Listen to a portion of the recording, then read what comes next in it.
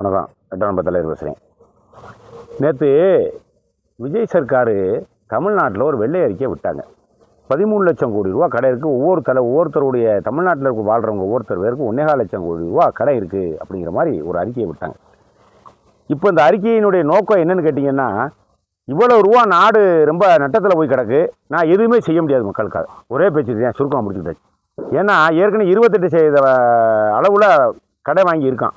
குஜராத் 19, ஒவ்வொரு மராட்டியம் 25, இப்படி ஒவ்வொரு மாநிலத்திலே இருக்கக்கூடிய புள்ளி ஓடுறதா கருணாநிதி மாதிரி கிளம்பிட்டாங்க. இப்போ எல்லாருமே கருணாநிதி இப்படி தான் சொல்லுவார்.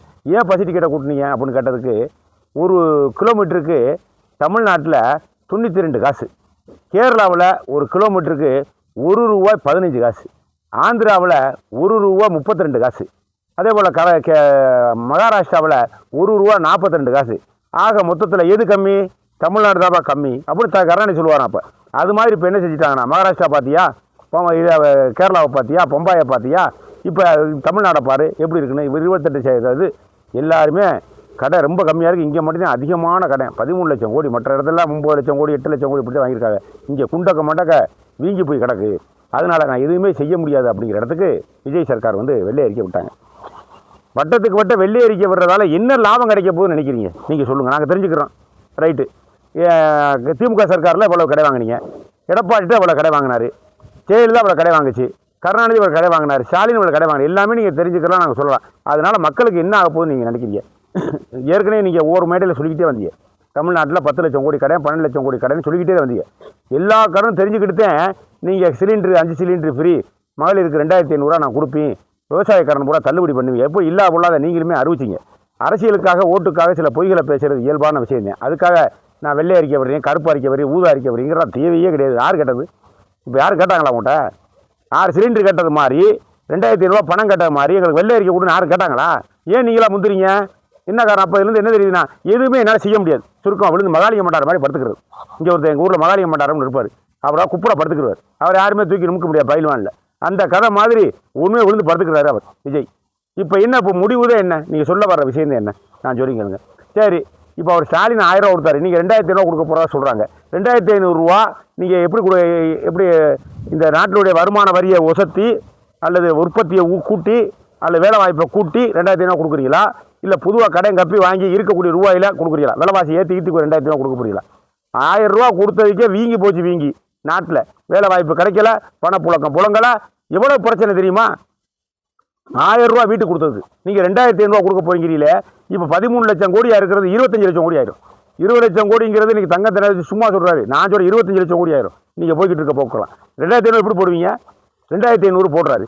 2500 கோடி எதில் விலைவாசியை கூட்ட போகிறீங்க நீங்கள்? அது மாதிரி சொல்லுங்கள். முதல்ல 2500 கூட 5000 கூட போடுங்க. எதில் எந்தெந்த பொருளை விலைவாசியை கூட்ட போறீங்க? என்னமோ ஆரிய விற்ற மாதிரி என்னமோ சொன்னீங்க. கடைசி வந்து சிகரெட்டில் 3 ரூபா விலை கூட, சீனியில் கொஞ்சம் கூட, அதில் கொஞ்சம் கூட, இதில் கொஞ்சம் கூட. இது தேவையாது. இந்த விவசாய கடை 75,000 ரூபா வரைக்கும் விவசாய கடை தள்ளுபடி பண்ணிக்க. தள்ளுபடி நான் பண்ணாதீங்கன்னு சொன்னேன். தள்ளுபடி பண்ணால் அந்த பணம் எங்கேருந்து வருது? அதை நான் கேட்டேன். தள்ளுபடி பண்ண நானும் கூட எல்லாம் தள்ளுபடி பண்ணி கையெழுத்து போட்டு போகிறதுக்கு பெரிய விஷயமா நான் கேட்குறேன். தள்ளுபடி பண்ணுறீல்ல, அந்த 4000 கோடி ரூபா எதுலேருந்து எடுப்பீங்க? அதை சொல்லுங்க முதல்ல. இது எடுப்பீங்க வேணும்ல. இப்போ இந்த சீரட்டை கூட்டிட்டியா, 3 ரூபா கூட்டிட்டியா, பீடி சீரட்டை கூட்டிட்டியா, சீனியை கூட்டிட்டியா, ஒவ்வொரு பொருளாக ரகசியமாக கூட்டிகிட்டே வருவீங்க. சேவிங் பண்ணுறதுல 25 ரூபா இருந்தால் 28 ரூபா ஆயிடுச்சு. ரகசியமாக 3 ரூபா 4 ரூபா கூட்டிகிட்டே இருக்குது ஒவ்வொரு பொருளையும். என்ன காரணம்? ஒரே நேரத்தில் கூட்டினா உங்களுக்கு கண்டுபிடிச்சி போராடிடுவாங்க. அப்படிங்கிறக்கா கொஞ்சம் கூட்ட ஆரம்பிச்சிருக்கீங்க நீங்கள். இப்போ 6000 ரூபா விவசாய கடன் தள்ளுபடி பண்ணுறீங்களே, இப்போ எதில் கூட்டுவீங்க சொல்லுங்கள்? முதல்ல கூட்டுங்க. அப்போ அந்த பொருள் வாங்குறவன் பாதிக்கப்பட்டு நட்டப்பட மாட்டானா? நான் கேட்குறேன். நான் சேட்டு குடிக்கிறேன், ஒரு நாளைக்கு நான் 1 பாக்கெட் 2 பாக்கெட் குடிக்கிறேன். அப்போ என்னாச்சு? என்னுடைய பாக்கெட் மண்ணிலேருந்து 100 ரூபா வெட்டியாக போகுது. 100 ரூபா நீ பறிக்கிற, பறிச்சு இங்கிட்டு கொடுக்குற. இது தேவையாது. என்னம்மா இப்போ வழியில் இருக்கக்கூடிய பிள்ளையாரை எடுத்து தெருவில் தேங்காய் தலையாவில் யாருக்கு கிடைக்கல?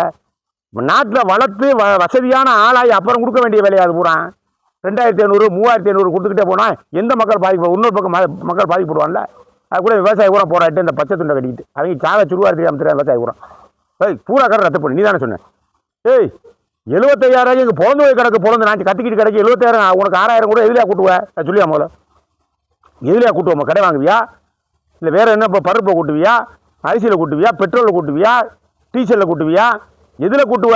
ஏதாவது உனக்கு சொல்லு முதல்ல. இதை கூட்டுருக்கேன், இதனால் இது உனக்கு கொடுக்குறேன். அது முதல்ல பட்ஜெட்டில் போட கற்றுக்க பார்க்கலாம். யாராவது இந்த பொருள் கூட்டுறதால, விவசாய கடன் தள்ளுபடி பண்ணதால் நான் அரிசியில் விலை 1 ரூபா கூட்டுறேன். 6000 கோடி ரூபா தள்ளுபடி பண்ணாத விவசாயிகளுக்கு அரிசி இவ்வளோ ரூபா கூட்டுறேன், அல்ல பருப்பு தோறும் பருப்பில் ஒரு 2 ரூபா வைக்கிறேன் வரியா, எண்ணெயில் ஒரு 2 ரூபா வைக்கிறேன், சீனியில் ஒரு 2 ரூபா வைக்கிறேன். இப்போ சொல்லியா, ஏன் சொல்ல மாட்டேங்கிற? இது எதுக்கு இந்த வேலை எதுக்கா பார்க்குறியா? வழி இல்லை, தள்ளுபடி பண்ண முடியும். எல்லா தொழிலும் நனைஞ்சு தான் கிடக்கு. மற்ற தொழில் கொடிக்கட்டியா பறக்குது, விவசாயம் மட்டும் நனைஞ்சு போச்சு. போராடுறது விவசாயம் மட்டும் நனைஞ்சு வைக்கிறக்கா? எல்லா தொழிலும் மூச்சை பிடிச்ச மாதிரி தான் இருக்குது. இந்த லட்சணத்தில் எனக்கு தள்ளுபடி வேணும், பூரா தள்ளுபடி பண்ணுறதே முதல் தப்பு, மகா குற்றம். தள்ளுபடி பண்ண எந்த முதலமைச்சரை பிடிச்சி உள்ளே வைக்கணும். நீ எதுக்கு தள்ளுபடி பண்ணுறா? அந்த துறையில் நீ விவசாயிகள்லாம் உனக்குன்னா அறிவு இருக்கா இல்லையா? எதுக்கிறதா பச்சை துண்டை போட்டு சவுக்குள் அடிச்சுக்கிற? நீ என்ன சவுக்குள் அடிக்கிற? நான் கேட்குறேன். விவசாய கூட சங்கம் பேரில் சவுக்குள் அடிச்சுக்கிறாங்க. என்ன சவுக்குள் அடிக்கிற நீ தெரியுமா? தள்ளுபடி கேட்காத, உரிய விலை நிர்ணயத்தோடு கேட்டுக்க. உனக்கு தெரியாதலாம். என் பொருளுக்கு உரிய விலை நிர்ணயம் நான் நிர்ணயிக்கிறனால நீ நிர்ணயிக்கிற, நான் நிர்ணயிக்காதுக்கணும். வழிமுறையை செஞ்சு விடுன்னு கேளுங்கடா. விவசாய கூட சப்ப கட்டுக்கட்டி சில சாவத்தை சத்த வேலை விவசாயம் வந்துக்கிட்டு நெல் உற்பத்தி பண்ணுறேன். என்னுடைய அடக்க விலை இது, என்னுடைய அடக்க செலவு உழவு, நான் உழவுனா கொடுக்குறேன். இதுக்கு அரசாங்கம் ஒரு ஏற்பாடு பண்ணுங்கிறேன். கத்திரிக்காய் அவ்வளோ உற்பத்தி பண்ணியிருக்கேன், அடக்க செலவு இவ்வளவு, என்னுடைய இதை உற்பத்தி நான் இது இவ்வளவு தான் விற்பேன். அவ்வளோ கோதுமை இவ்வளவு உற்பத்தி பண்ணியிருக்கேன், அவ்வளோ செலவழிச்சிருக்கேன், இவ்வளவு நாற்றம் நான் விற்பேன். வெண்டிக்காய் ஒரு ஏக்கர் அவ்வளோ போட்டிருக்கேன், அவ்வளோ செலவு, அதனால் நான் 1 கிலோ இவ்வளவு நாற்றம் விற்பேன். இப்படி ஒரு தீர்மானத்தை கொண்டு வந்து, இப்படி ஒரு சட்டத்திட்டத்தை கொண்டு வந்து விவசாயி போராடுகிறான். அதை தள்ளுபடி பண்ணு, இதை தள்ளுபடி பண்ணு. நான் சும்மா ஏற்கனவே கரண்ட் ஃப்ரீ, எல்லாமே ஃப்ரீ, அந்த தொழில் நொடிச்சுங்கிறது வேறு விஷயம். ஆனால் கேட்குற கோரிக்கையை கரெக்டாக கேளியா, கரெக்டாக கேளு. பூராத்தையே தள்ளுபடி பண்ணு. 75,000 ரூபாய்க்கு நான் கதறிக்கிட்டு கிடைக்கும். வேறு ஒரு பொருளை கூட்ட போகிறாங்க 6,000 ரூபாய்க்கு, 6,000 கோடிக்கு எந்தெந்த பொருளை கூட்ட போகிறான்னு தெரியும், நாசப்படுத்த போகிறாங்க. எவ்வளோ பொருள் எவ்வளோ விலை கொடுக்குன்னு பாருங்க. நீங்கள் நீ மட்டும் மயிர் வச்சு ஃபைலை வச்சுட்டு போயிரு 1 ரூபாய் விவசாயி. மற்ற கொள்ளையை அடிக்கிறேன், மற்றவன் மூட விற்கிற வரைக்கும், வேலை பார்க்குற வரைக்கும், அத்தை குடிக்க ஜவுளி கடையில் போய் வேலை பார்க்குறேன் போனால் ஆயிரக்கணக்கான லட்சக்கணக்கான பேர் இருக்கான். தினக்கூலி கொத்தனார் இருக்கேன், சித்தாள் இருக்கேன், அதெல்லாம் வேலை வேணாமா? நீ மட்டும்தான் நாட்டில் நீ மட்டும்தான் முதல் விதையா? நீ விவசாயி மட்டும் மற்றவனுடைய பார்க்க முடியாது, எல்லாத்தையும் பார்த்தா பண்ண முடியும். ஒரு விஷயத்துக்கு அதை தள்ளுபடி இதை தள்ளுபடி பண்ணவே முடியாது. நீ பேர் வாங்குறதுக்காக விஷயம் வந்து இந்த வேலையை ஏன் பார்க்குறீங்க நீங்கள்? சரி, இப்போ தள்ளுபடி பண்ணிட்டு இல்லை, திருப்பி கடை எப்படி கூட்டுவீங்க? கடன் தொகையை நீங்கள் எப்படி கூட்டுவீங்க? தள்ளுபடி பண்ண அவனால் கடன் கட்ட முடியுங்கிறத கூட கடை கட்ட மாட்டேங்கிறான். இதுக்கு என்ன கவர்மெண்ட்டுக்கு பதில் என்ன? இன்றைக்கி எந்த குடும்பம் விவசாயத்தை நம்பி வாழுதுன்னு நினைக்கிறீங்க? என்கிட்ட சொல்லுங்க பார்க்கலாம். எல்லா குடும்பமும் விவசாயம் பார்க்குறேன், அது வீட்டில் கவர்மெண்ட் வேலையும் நடக்குது, விவசாயம் நடக்குது. அது வீட்டில் ஒரு இன்ஜினியராகி வெளிநாட்டில் இருக்கேன், அல்லது உள்நாட்டில் இருக்கேன். சில பேருக்கு பல குடும்பங்களே நான் சொல்லி, எல்லா குடும்பங்களும் நான் சொல்லலை. அப்போ இதெல்லாம் இந்த வருமானத்தெல்லாம் வச்சு தான் இவன் இன்ஜினியர் படிக்க வைக்க யார் இருக்குது? கவர்மெண்ட் தானே படிக்க வச்சேன். விவசாயம் பண்ணுறேன், அப்போ அதே விவசாயம் பண்ண மகன் டாக்டராக இருக்கேன். பல விஷயத்தில் இருந்தாப்போ ஒரு நாடு உருவாக முடியும். சும்மா நீ வாடகை இதே கண்ணை மூடிக்கிட்டு பேசிக்கிட்டே இருந்தால் நாங்களாம் முட்டா போயிடல. நாங்கள்லாம் கேட்குறேன் பூரா தள்ளுபடி பண்ணாத. அரசாங்கத்தில் மிதமிஞ்சி இருந்தால் மட்டும் ஒரு துறைக்கு தள்ளுபடி பண்ணு. இங்கிட்டு கூட்டி இங்கிட்டு குறைச்சி, இங்கிட்ட தூக்கி அங்கிட்டு போட்டு, அதை தூக்கி இங்கிட்டு போட்டு அது குழப்படி பண்ணாது. அப்போ வாங்க அந்த பக்கம் இருக்க முறை நொடிச்சு போவேன், அந்த பக்கம் இருக்க வாழை வழியெலாம் போயிடல, அந்த பக்கம் இருக்க முறை வேலையாக போயிடல. நீ இப்போ பயிர்க்கடனை இப்போ தள்ளுபடி பண்ணியிருக்கீங்களா 75,000 ரூபா. இப்போ திருப்பி அவங்களுக்கு எப்படி காசு கொடுப்பேன்? கடை எப்படி கொடுப்பேன்? அந்த கடை வாங்குறீங்களா, கடை வாங்க மாட்டீங்களா? அதுக்கு நான் கேட்குறேன். தங்கத்தினர் சொன்னதுக்கு விஷயத்துக்கே வரேன். இப்போ 6,000 கூட தள்ளுபடி பண்ணிட்டியே, திருப்பி கடை வாங்குவீங்களா, இல்லை உற்பத்தி பண்ணுவீங்களா, நாடை வளர்த்து அவங்களுக்கு கொடுப்பீங்களா, இல்லை எப்படி ஈக்குவல் பண்ணுவீங்க? அப்போ அவங்கள்ட்ட திட்டம் கிடையாது, உங்கள்கிட்டையும் திட்டம் கிடையாது. வெட்டியில் தான் இதெல்லாம் வெட்டியில் வீணாக பேசிக்கிட்டே போக வேண்டியதாக கிடையாது. ஸ்டாலின் மாதிரி வீணாக போக வேண்டியதாக கிடையாது, நீங்களும் எடப்பாடி மாதிரி வீணாக போக வேண்டியதாக கிடையாது.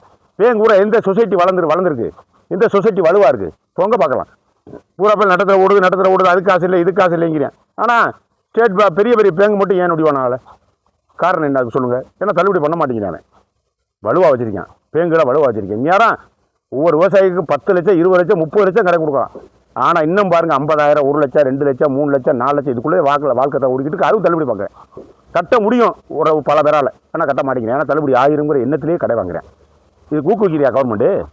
இதுக்கு ஊக்குவிக்கிறியாங்கிறேன். நான் கட்ட முடியிறேன்னா கட்ட மாட்டேன், கட்ட வேணாம் அப்படிங்கிற இடத்துக்கு தான் கடை வாங்குறேன். இதெல்லாம் நீ ஊக்குவிக்கிறீங்களா? நீங்கள் 25 லட்சம் கோடி ரூபா விஷய கடன் ஆகலை. நீ சுண்டு கூப்பிடுங்க வெளிநாட்டில் இருந்து பார்ப்போம்.